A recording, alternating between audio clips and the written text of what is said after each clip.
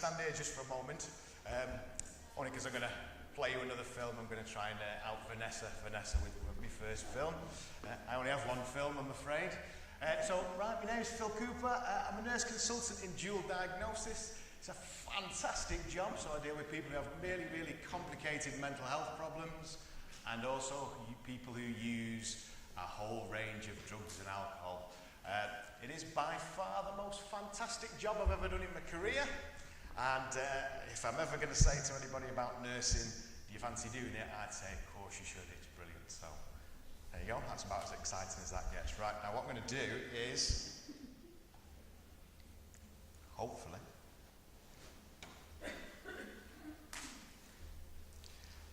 what I'm going to do is I'm going to play you a film. This film is about the latest project I've been involved in as a nurse.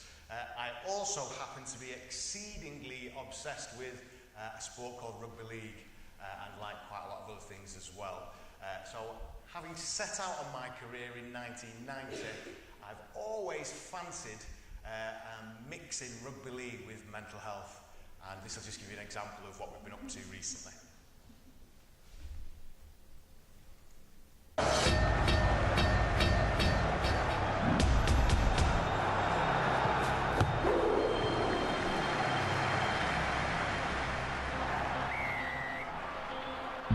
Kids have dreams, and there's not many kids that get a chance to fulfill their dreams. Ever since I can remember, it's all I've ever wanted to do is play rugby league. The relationships and camaraderie with your teammates, you feel like you're part of something special.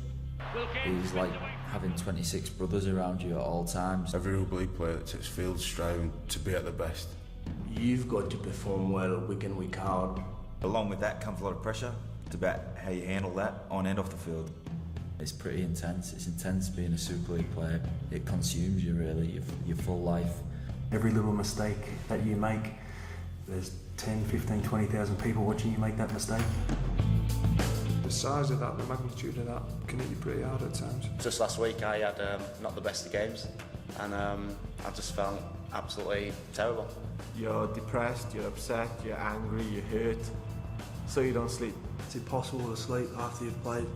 You just tend to relive each play that you did wrong, every tackle, every kick, every pass. People in the town would class you a failure on the basis of 1 week's game. I think driving home on a Friday night sometimes certainly sets the tone for the weekend, and it can be a bit of a lonely place at times. It's hard to be upset and despondent and then all of a sudden be happy in your personal life, so it definitely does spill over, and my wife probably feels the brunt of it more than anyone else. They're dealing with a lot of emotion too, and we give them like a lot of hard time too. I think if you've got troubles at home, they'll show in the work that you're doing. I think it's the same in any job really. I had some family troubles leading into a big game once, and those family troubles sort of followed me. I knew then that my head wasn't in the game. It's the same with people that go to work. They'll have their own problems at home, and everyone's got problems. Even though people see the highs of rugby, the lifting the trophies, the smiles, the scoring the tries, the tapping each other on the back, there's also kind of a lonely place in rugby. You can be injured for a long stretch of time. I had an operation on my spine, and they said if the operation didn't work, that my career's gone basically. I was in a tough place then for a while. 2 years ago I had quite a serious neck operation where I was led to believe that I wouldn't play again. You doubt whether you can get back from it, for one, and then you got to get back into a collision sport as well. When you are injured and you're out there and you see the team training, you just don't feel part of it.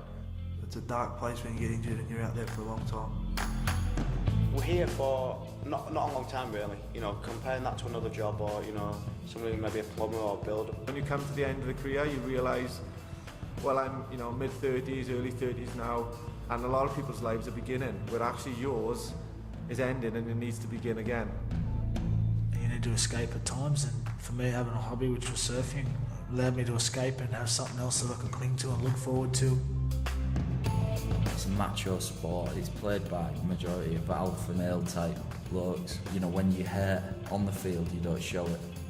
When you get injured, you get back up and get in the line. It is a bit of a macho sport, if you like, and people probably do feel a bit hesitant to talk about personal issues within the group. Probably talking about their emotions and talking about the feelings is not a strength, really isn't a strength of the guys in our sport. I'd be very disappointed if I had a teammate that didn't think he could come up to me and ask me for help. I think it's important for the whole group to look out for some of these things and be really sensitive towards it and offer an ear or a chance for them to get some of the things off the chest. There's definitely a lot of players that are physically strong, but mentally they're not. If you're not right upstairs, if you've not got your focus, then it doesn't matter what you've got physically. In any walk of life, I'd say you need to have a strong mentality. Otherwise, problems that you have are just going to compound and you're going to struggle regardless of what you do. It's the difference between winning and losing is often the mind. Mentally, you need to be as fit, if not fitter, than the rest of your body. Your body achieves what your mind believes, doesn't it? If you've got any kind of problems, it's important that you get it off your chest. Try and break that culture in the game that says, we can be weak. You can discuss weakness. Probably more brave to actually confront someone and tell them you've got a problem than it is to just hide in the background and not show it. I've done it in the past. You bottle things up and then they sort of tend to grow inside and then become a bigger problem. I think everyone needs to get your emotions out, whether it's good or bad. Sometimes you need to be told everything's going to be okay. Speak to people about how you're feeling. Talk about it to players who you're close with or someone at the club or even someone at home. Whatever line of work you're in, I don't think there's a stigma attached at all. It's certainly true that you talk through some of your problems, it can often ease a little bit, find new ways of dealing with things.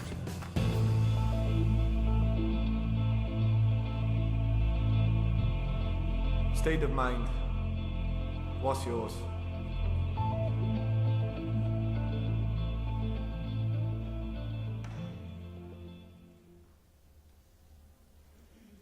Superb, thank you very much for that. That's the exciting bit about what we've just been involved in terms of mental health. The inspiration for doing that was, unfortunately, the death of a very high-profile rugby league player who was an international rugby league player who took his own life just around about 12 months ago, in about 4 days' time. The issue around suicide is that in every professional Super League or top division rugby league team area, the actual rate of suicide is higher than the national average in every area. Not because Super League's played there, I don't think, but purely and simply on the geographic locations. Right, now, I'll tell you a little bit more about that in a bit. But I thought you might like to see some rugby players, but that was just a bit of a guess. However, so back to what I do. So they asked me to tell you a little bit about what I do and a little bit about my role and how that role sort of developed over the years. So the aims what we're going to look at are very, very simple, realistically. Just looking a little bit about my background. Why be a student nurse? Well, some of you will have already asked yourselves that question. Maybe wondered why the heck you did in the first place, maybe. What's dual diagnosis? What the heck does a nurse consultant do? Because I've been asked loads of time by lots of colleagues. And what we've been able to do as part of that role. So hopefully it'll be of some interest to you. So this is a bit, if anyone's doing any mental health, it's a bit like a narcissistic personality sort of study, talking to you, telling you about my life.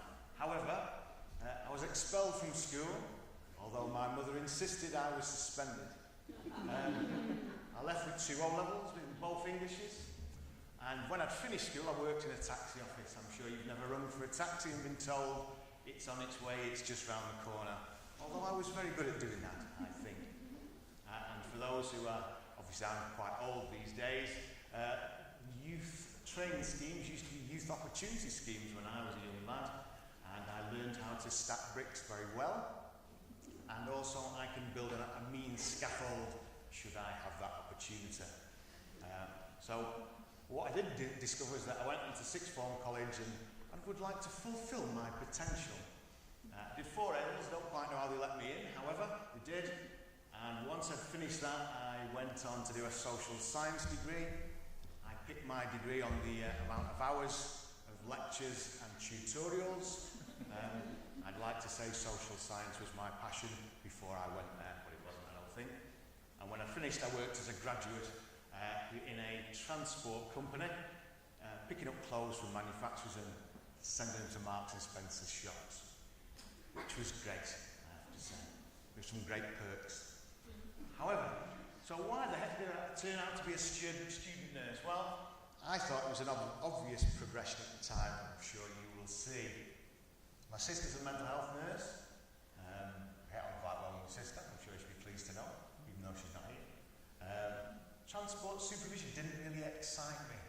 Not quite know why, I'd do it, and it was plenty of pressure on, but there you go.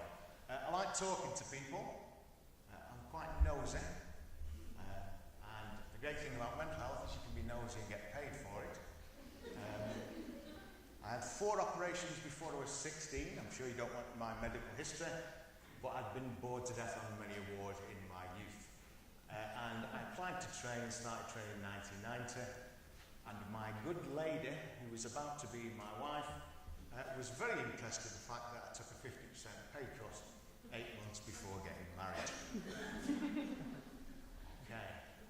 I think she at the time was quite questioning my own mental health, I think. So how did I get here? This is what happened when I was a registered mental nurse. The first 6 months we spent in school, or School of Nursing at the time. So we learned lots of theory bits about good health. And then for some strange reason, for me, they placed us in a primary school for 6 weeks, which I wasn't sure how that fitted in really, but it was about looking at good health. And the great thing about it for me that I remember was I was the only male in the school. They were all female teachers. So I was given a whistle and a ball on a regular occasion, and about 100 children, young lads, would start chasing me around the football pitch. For some reason, there was no real sort of rules to the game. Anyway, I then went on to acute mental health wards, admission wards, where people were very unwell. I found it exceedingly scary on my first day, thinking, what the heck's going to happen? But then I obviously started talking to people and found it unbelievably fascinating, interesting, and also quite confusing sometimes in terms of what happened on a ward. I presume there's general nurse students here? Oh yeah, nice hum of mms there, that's great. Okay, well, when I went to General Hospital, as a mental health nurse trainee, I don't think they had much expectations of me, I have to say. However, it was great, I loved it. I think I could quite like picking scabs off my knee when I was a kid, so I quite looked forward to taking stitches out. Asked to go and see an operation, and my first shift, I don't know if this reminds anyone of anything, in the General Hospital was New Year's Eve afternoon, New Year's Day morning. Oh, a bit of sympathy, that's great. Superb. Anyway, but I loved it, I had a really good time, but I did get told off once for talking to patients, but it was very task-orientated, I think, if I remember. I'm sure it's very different now.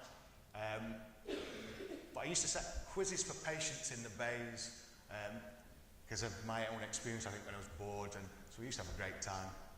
However, I made someone laugh once who'd recently been injured, and it made him experience some pain, so I felt a bit guilty about making him laugh once. But anyway, so registered mental nurse training. I love listening to patient experiences, and they usually knew what was best for them in terms of mental health. I'd never heard anything like it before, hearing about mental distress. I've talked to lots of people in my life, but I've never heard the things that people would tell me in a mental health service. Now, the reason I've mentioned John Barnes, now not everyone will know John Barnes, but I'll show you a picture of John Barnes in a minute just to explain. But in my student nurse days, one of the patients on a ward was convinced I was John Barnes. And so some will be laughing because they know who John Barnes is, some won't. That's okay. John Barnes was a very famous footballer who doesn't really have a great resemblance to myself, as you'll see in a minute.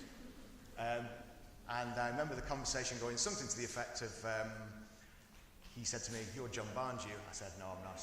You're John Barnes, you," that kind of thing. And then about 5-10 minutes later, he said, "Have you ever played football?" So in a weak moment, I said, "I have done." So he said, "You are John Barnes." So, and lots of people told me very, very interesting tales. The 7th term was about a young gentleman who believed quite seriously that the whole world would become fantastic and everyone would be happy and peaceful, everyone would be fed when he completed the 7th turn, of which he'd done 6. And the 7th turn incorporated bending his back all the way back so he could touch his feet at the back.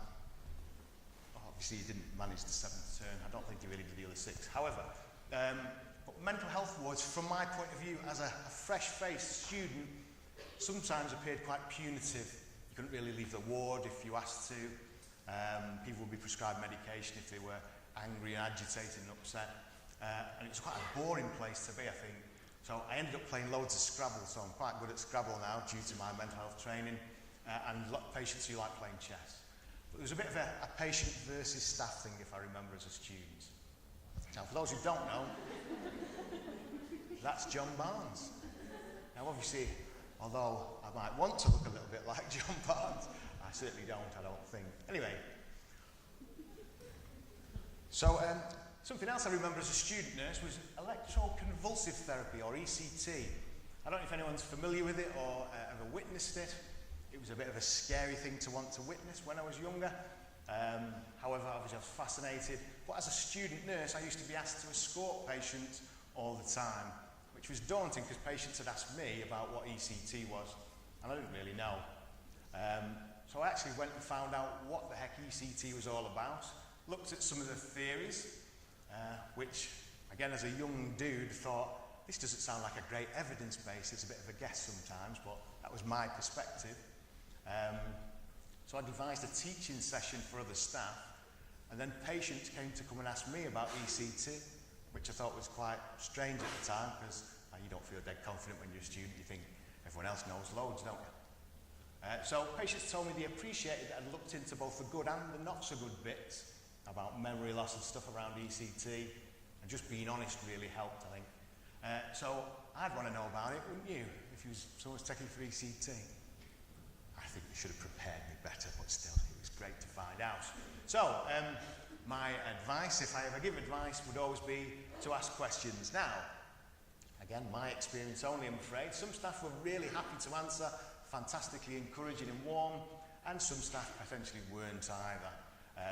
I love having students alongside because I love to ask questions myself, so I would always encourage you to ask questions.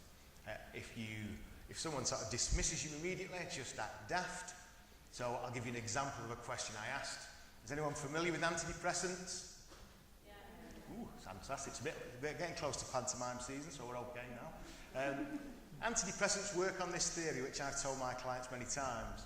When you're depressed, the serotonin levels in your brain, the brain chemical, is reduced. You introduce an antidepressant and it increases the level of serotonin, and people begin to feel a bit happier. Does that sound familiar-ish? Fantastic. Now, my question was, has anyone in this room ever known a patient have a serotonin level test done? Well, that's weird, isn't it? No, I've never had it either. Apparently you can remove it by collecting some cerebral spinal fluid, I believe, although I've never seen it done yet. So everywhere I went, what did I do? Staff quite happy to let me get on with doing things. If staff are busy, then they're probably quite happy to let you go and do different stuff on wards. And this is just something, because obviously you work in loads of different places as students. I worked on an older person's ward, predominantly dementia ward, and sometimes it's very, very disheartening and quite a sad place to be. However, because you're a student, you get to play about a bit, don't you? So I got to meet a couple of the relatives of a couple of the patients on the wards, and there was one old gentleman who hadn't spoken for a long period of time, who had a big interest, apparently when he was younger, in rugby. So I found out who he supported, and I found out some old stories about old players from when he used to go and watch. So I used to read them to him. I used to thought I was wasting my breath a bit at first because there was no particular response. But then one day, I was telling this story, and then he went bang straight into telling me all about what had happened in that game. And it made me very emotional, as you might have detected then when I was telling the story. But it sort of like really spurred me on. It was like a massive positive feeling that I got, something that I really wasn't expecting to happen. But it sort of like sort of turned me on to the power of interaction between human beings and a bit more research about what I was doing. So in my final year, they let me loose, manage a ward. You know, when you think they're letting you really manage it, but they're looking at you all the time and don't let you do much. But it was really, really useful because they did let me do quite a few things and make a few decisions. And this was really useful for me, increased my confidence.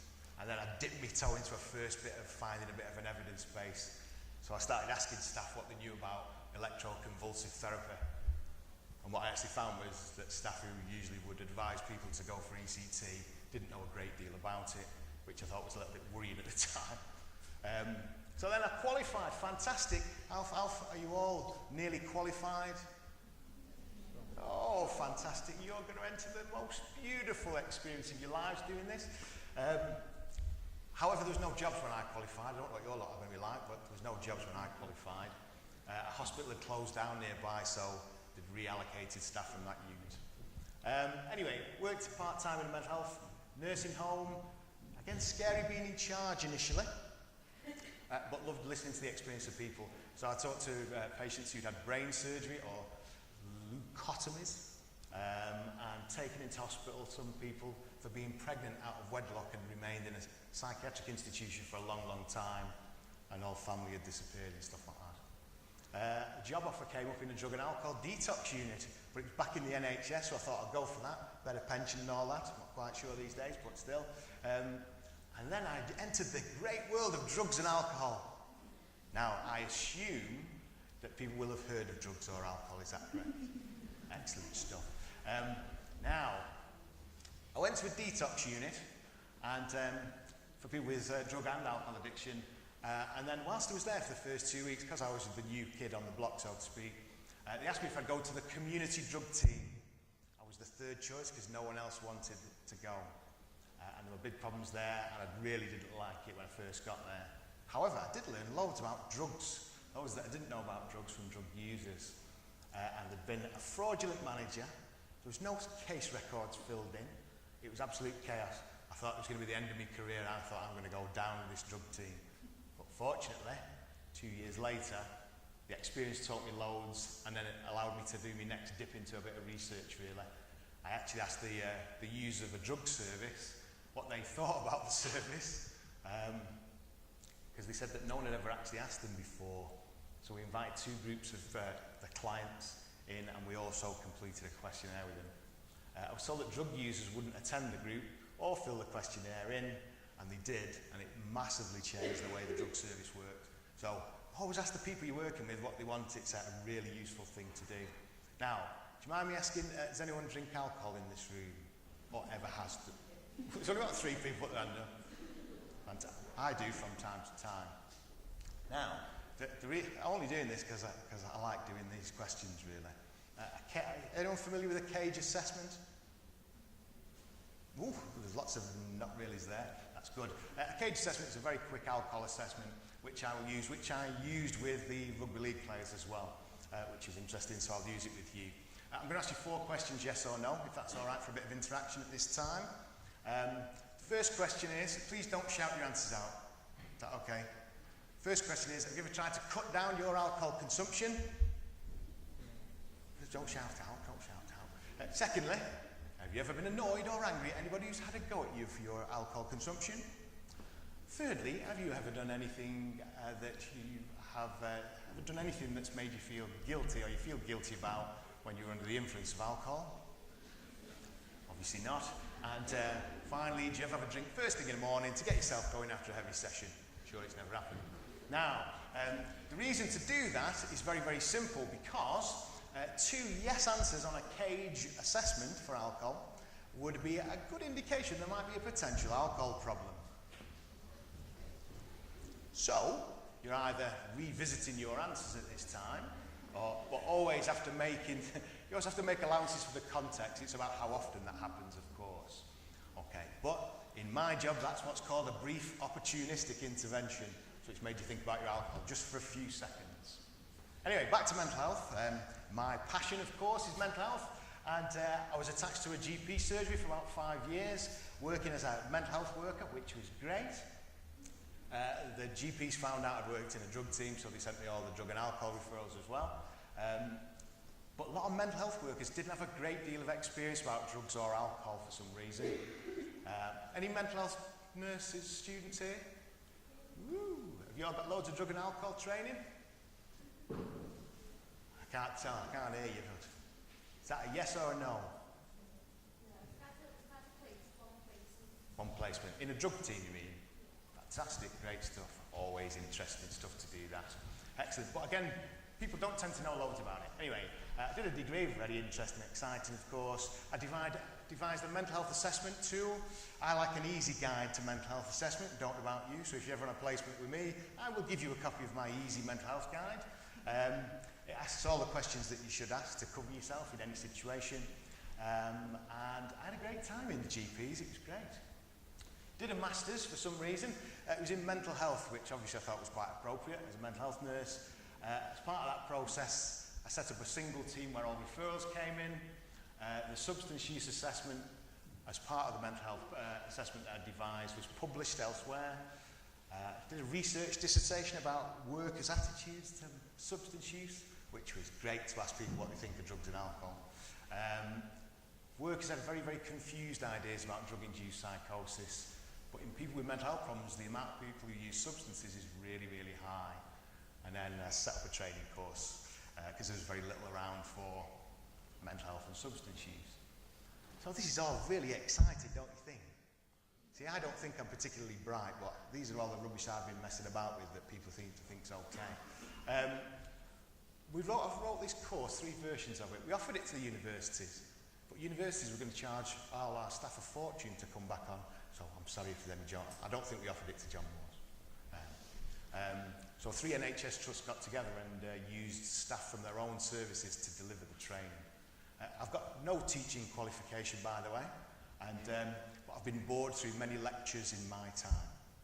I'm sure you've not at this esteemed academic institute. When we'd finished it all after about 3 years, evaluated and published, there's a theme there about finding out what's going on and then writing about it a little bit. Now, so I became a nurse. See, that's the history. There you go. That's all the long, drawn-out bits. The nurse consultant, 2005. What the heck does a nurse consultant do? What does a nurse consultant do for me? Have you worked with many nurse consultants? Come across many? Fantastic. I'm sure they're all fantastic individuals. We get paid well. Other staff will say you get paid too much and don't do enough work, that type of thing. But I don't mind that. There's 4 roles of a nurse consultant. One's about 50% so-called expert practice, whatever an expert would be, but I still see clients on a regular basis, which is great. Education's part of my role, research and audit, which we've touched on a couple of things, and professional leadership. Not really sure what that meant initially, but it meant rewriting policies most of the time. But this is what I hope I've been able to achieve as part of this role. Dual diagnosis or mental health substance use is viewed as one of the greatest challenges to mental health services in every area. So if you work in A&E, you're going to see people who will be perhaps thinking about harming themselves or taking their own lives, might be under the influence of alcohol or drugs. You will see it on a regular basis in that location. You'll see people with alcohol problems admitted to your wards in a general hospital. But the number of people with mental health problems who use substances is massive, miles more than the general population.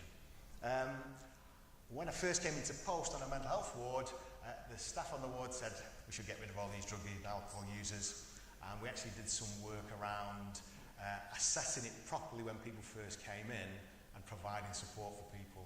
And within 12 months we'd reduced the amount of substance misuse on the ward by 60%, and aggression and violent incidents related to substances by nearly a third. So it's very simple things come from asking your colleagues what they thought would work. That's all they did really, amongst other things. I've been very active in supporting a dual diagnosis service user group. There are very few nationally. In fact, I don't know of any others that actually work on a basis of just dropping in. A lot of the groups that are set up are done by nurses or whichever and have like a therapy. These people just go and have a laugh and a cup of tea and a coffee and go on barge trips and stuff. But they've written their own awareness session for the public, which is interesting. So I've been involved with them. They gained their own funding and have made their own film about their experiences as well. And because I happen to do this job, they keep minding me to go and present with them, so I have to do the MC-ing bit while they go and do their bit. But we presented at Cambridge University at the National Nursing Conference with them, in Derby and Bristol, all over the country. Anyway, working with the most difficult clients, the most severe mental health problems and worst use of substances. In my job, I cannot lose because lots of other people have given up on these particular clients. They'll never change, they'll never stop using drugs or drinking. So if I work with them and something improves, what a great nurse consultant I am. But lots of other people may have tried as well, so I can't really lose. I teach alongside service users, so if you're ever in that situation, use your service users. You can encourage them and help their own recovery by getting them involved in what you're doing. And it's much more powerful to teach alongside a service user than me just stood here, of course. I've been involved in developing an intoxication testing procedure, which I could easily sort of, how am I doing? He's not showed me the 5-minute or the 2-minute sign yet, I've cracked it. But I won't go over because it's lunch. Do you want me to do you know some of the tests that they do for monitoring intoxication? Would you like to try any? Oh, good. You know you're all sat there. You know you want to go for your dinner. I know that. But has anyone got any heels on? High heels. Heels. Could I have one volunteer in heels? Have we got a volunteer? Oh, come on. What else are you doing right now? Oh, yes, look. Someone at the front's going. Right. If you just stand there for me. Right. If you're... Sorry, thank you very much. What's your name? Corin. Thank you very much indeed. I'm very, very grateful for your time. If you're in America, I'll do it at the same time as you, by the way. If you're driving in America, the driving under the influence tests that are used, and you can see on YouTube, not quite readily, I do it all the time. Now, we explored all of these tests when we were devising an intoxication testing procedure. So this is one. Now, what I'm going to do, young Corin, is ask you to balance on one leg, if that's okay. Which is your best leg? Okay. Superb. Now, you're all fine officers of the law. Now, this suspect has been stood on one leg for about 30 seconds and couldn't stand up or left it. Do you think we should arrest her for driving under the influence? See how nice they all are now. Should we arrest her? Yes, thank you. Thank you very much. Thank you very much. Now, the reason just to show you that is because if you're going to devise an intoxication test, I thought, well, it'd be very interesting to do this with people who are intoxicated. However, in America, people will challenge these tests quite easily because if you're wearing high heels, for example, it will skew your test. If you're on prescribed medication, it'll skew your test. There's a whole range of things. And there's a whole range of different ones that are used that you probably wouldn't use in a mental health unit, or I certainly wouldn't. Anyway, so you're welcome to have a look at that at some point, should you ever wish to do so. Someone contacted me and asked me to write a book chapter. I don't even know why they asked me to do it. I've never done anything about work-related stress in drugs or mental health in my life, but someone did. So I wrote one and they said it was all right. So, I'm also nationally involved. There's only 12 nurse consultants in mental health substance use in this country at the moment. So I have linked with all the other 11 and are part of a national group. And there's a website which is dualdiagnosis.co.uk if you want any information about mental health substance use. I'm not advertising it, but you know. So State of Mind. State of Mind was the film you saw at the start. The greatest thing I've been involved with so far in my career. Met loads of rugby league players, delivered the training, got them to do a signing-in sheet, print and sign the name, obviously, which may appear on eBay at some point in the future. Or it stemmed from me being a nurse, a colleague also being a nurse in our trust, and somebody wrote a newspaper article, a guy who is the chairman of the Wigan Warriors Past Players Association, about Terry Newton, who took his own life, the player, saying that the NHS and sport should link up a little bit more. In the same edition, in the letters page, there was a letter from the former director of nursing at the Department of Health saying exactly the same thing. And I just happened to recognise the name and read the paper. So I asked in the trust, could we invite them to a meeting to see what we could do? We were going to have a one-day conference, funnily enough. That's all we came up with at our first meeting. But then we invited Sky Sports presenter who knew Terry Newton and was unbelievably supportive, opened loads of doors for us. I wrote with my colleague, a teaching session for all the players, which was entitled Feel Good, Play Better, Live Well. So encouraging young males who are at the highest risk of taking their own life, and blokes don't talk about their feelings. So here's me, I'm living the dream right now. It's just finished there. We had a whole round of fixtures dedicated to it. It's the first time it's ever happened in the UK. That was the 9th, 10th of September this year. So the Professional Football Association have approached us about maybe if there's any ideas that we can share or link. So I've got my ideas of being at Anfield or Goodison or wherever, you know, doing the same thing. I get more money on eBay for their autographs, I reckon. Anyway, so in terms of a nursing perspective, the way I look at any situation is I'd always try and tackle the most difficult problems. People have said to me many times, oh, you'll never change that, or this is the most difficult thing. We've tried all this before. This is the way we've always done it. We've tried it before, but it won't work. But But again, back to my own role, what have you got to lose realistically? So I always go for the most difficult. I don't know why that is. Do you like the picture of a tackle though? I'm impressed with that, it was nice and clear. Anyway, in terms of mental health, service users, the people I work with, how I consider them the experts, not me. I can know lots about research, I can know loads about medication, interactions, and a whole range of things, but most of the people I work with find their own solutions in terms of mental health. Never forget that you earn your money only due to other people's distress. Doesn't matter what area you're in, so never be complacent. I always think, once I've done one thing, I'm off thinking about what I can do next. So, I was trying to find a picture of an ASDA badge, but this one looked much better for me to put in the presentation. So I always think to myself, if a service user, a patient asks me a question, asks me for a towel on an inpatient ward, and I don't go and get it from them straight away, it's not a big deal for me because I'm busy, I've got loads of things to do.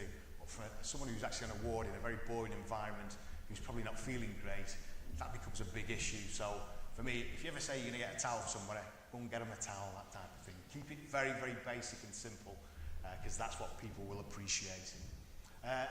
Now, from my perspective, and I've said it for many, many years, you can actually achieve anything you want in the NHS. My basic guideline for this is try and build good relationships with your service users, your patients. Use evidence that's around, or if there isn't any evidence, go and build your own evidence base. If you've got any good ideas, you'll know if you've got good ideas, I presume, won't you? All you've got to do is convince other people of good ideas, you've cracked it. Check those ideas out with the people you work with, such as patients. So the drug team thing we did, they used to just have a drug doctor in the building. People used to come in, there was big queues, people would start fighting in the waiting room. So they just said, can't we have an appointment system? It's a very basic thing, isn't it? But it didn't have to make life easier in the drug team, I can assure you. Listen to what your patients and service users say, because you'll equalise the power and it gives fantastic results. In my job, what I know is that all my drug-using and alcohol-using clients will change the amount of alcohol or drugs that they use if they've not got enough money, or they'll be Frosty Jack or vodka or whatever it is. But they'll always be changing. And I've heard loads of people in my career say, this person will never change. Absolutely untrue. If you approach people and know that this information is correct, which it is, and you're optimistic that if someone tells you they want to change, then they can do that, then ultimately that's what will happen. And you will all have a big influence on that, depending on your approach. So be very optimistic. So, you don't want me to see, I told you I won't go over for lunch. So from me, that's all my time. I don't know if you're going to do questions or not, but thank you very much for your time and attention.